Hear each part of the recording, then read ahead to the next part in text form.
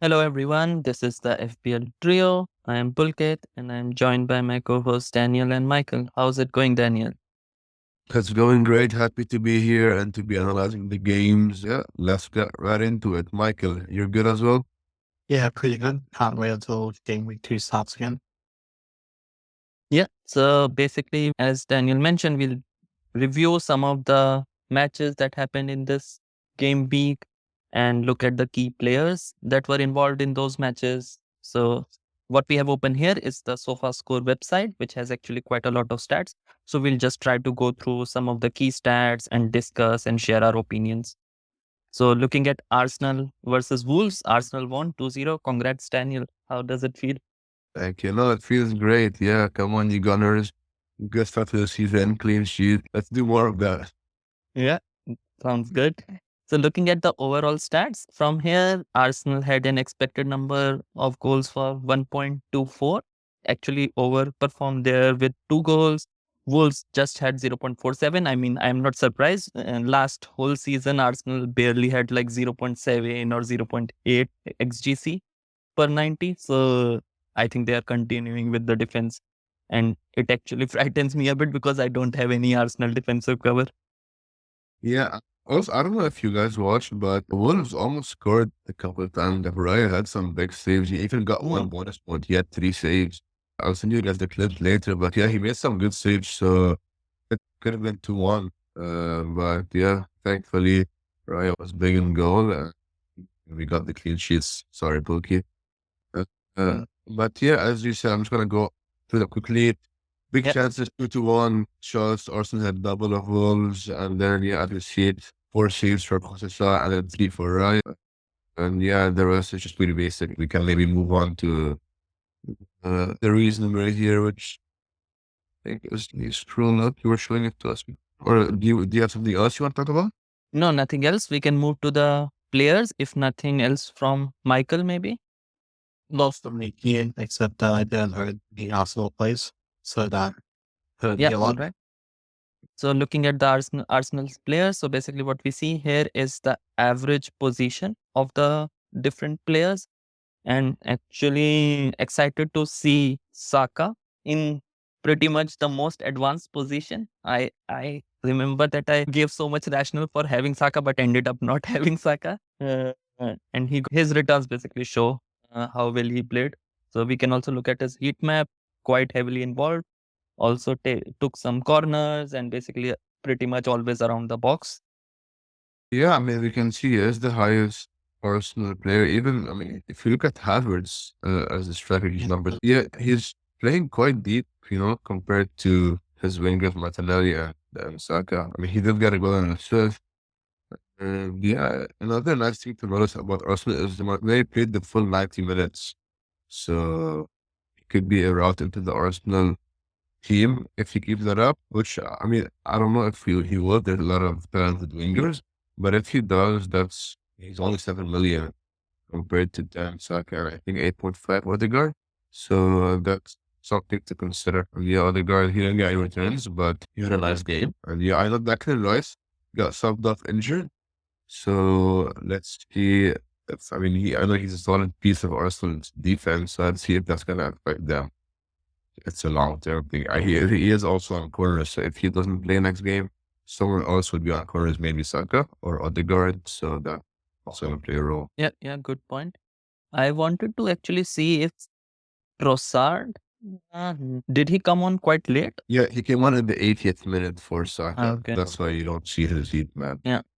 All right. But yeah, pretty much the key players are Saka, Havertz playing quite advanced. Martinelli could be one if basically he gets those consistent minutes. And Odegaard is always a nice differential shout at 8.5 million. But like, if we see there with the heat match from Saka and Odegaard, it seems that they are moving around quite around the same space.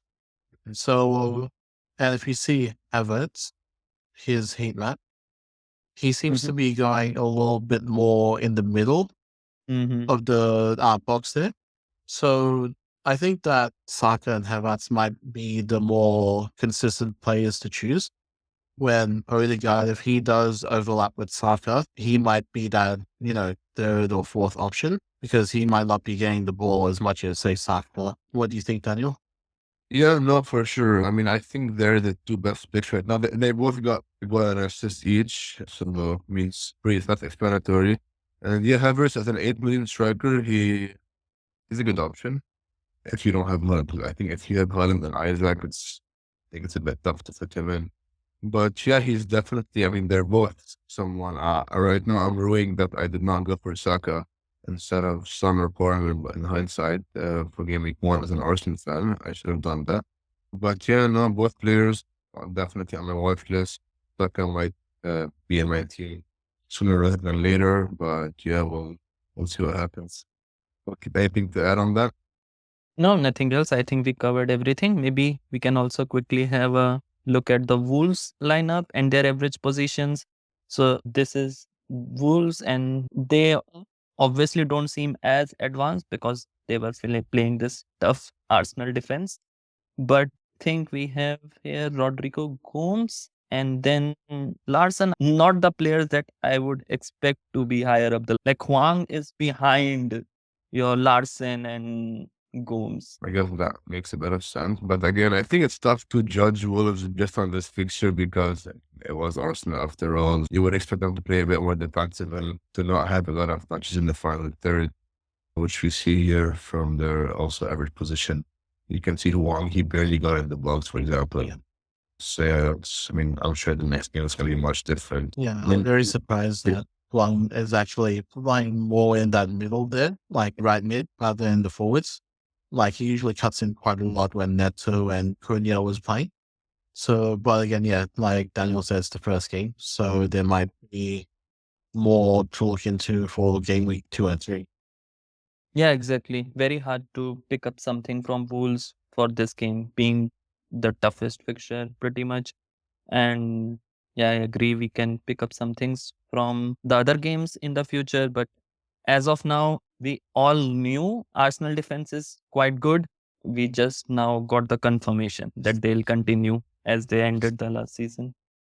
Yeah, well, let's hope they do that against Aston Villa this weekend. Yeah, actually, that is a tough challenge. But yeah, I think I think that'll be we that. are pretty much done with this match analysis. Any player that you would suggest to get from Wolves or Arsenal, or just stay with what everyone started with and try to roll? Michael? For me, I mean, from Wolves, there's not really much, especially when Cunha is still out injured and was the main striker last season. I'm going to be waiting until he comes back to see how this new team without Neto gels with him up front. But for Arsenal, Havertz or Saka might be ones to look out for. But again, they have very tough fixtures. I think it's from game week 4 to 6. But maybe after that, I will be looking at Arsenal players. How about you, Daniel? Yeah, I agreed on the last part. I mean, in their next 4, they do play Spurs, Aston Villa, and City. So it's actually tough challenges. And actually, we're talking about Cunha. He came on minutes 50, actually.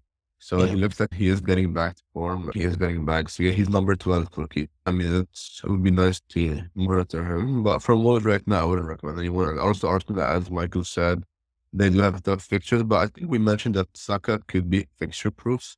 He was scoring against a lot of big teams, small teams last year. So yeah, that's someone to monitor, I think, in the next couple of game weeks if you were to pick someone. Yeah, I agree. For now, just don't knee jerk on anything and try to accumulate the transfer at least for one. This game week, maybe, yeah. In defense, I don't think whatever problems we have with Kwanzaa and other things, I don't think we can get to Arsenal defenders because they are still No. expensive. So I don't think we can get Arsenal covered now if we didn't start with one. Well, yeah, I guess that's it for this game then. Yep. All right. Thanks everyone, and like, share, subscribe. Thank you.